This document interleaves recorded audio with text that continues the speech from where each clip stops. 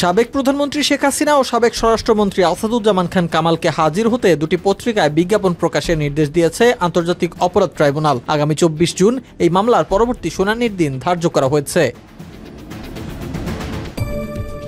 আন্তর্জাতিক অপরাধ ট্রাইব্যুনালের চেয়ারম্যান বিচারপতি মোহাম্মদ গোলাম মর্তুজা মজুমদারের নেতৃত্বে 3 সদস্যের ট্রাইব্যুনাল এ আদেশ দেন।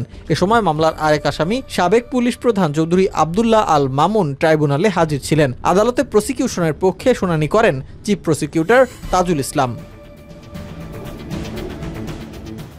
গত 1 জুন, জুলাই, আগস্টে ঘটনায় মানবতা বিরোধী অপরাধের মামলায় সাবেক প্রধানমন্ত্রী শেখ হাসিনা সহ 3 জনের বিরুদ্ধে 5টি অভিযোগ আমলে নেয় ট্রাইব্যুনাল। মামলার অপর 2 আসামি হলেন সাবেক স্বরাষ্ট্রমন্ত্রী আসাদুজ্জামান খান কামাল এবং সাবেক পুলিশের মহাপরিদর্শক চৌধুরী আব্দুল্লাহ আল মামুন। একই সঙ্গে এই মামলায় শেখ হাসিনা ও আসাদুজ্জামান কামালের বিরুদ্ধে নতুন করে গ্রেপ্তারি পরোয়ানা জারি করা হয়। এর আগে মানবতা বিরোধী অপরাধের মামলায় সাবেক প্রধানমন্ত্রী শেখ হাসিনাকে প্রধান অভিযুক্ত করে আন্তর্জাতিক অপরাধ ট্রাইব্যুনালে আনুষ্ঠানিক অভিযোগ দাখিল করা হয়।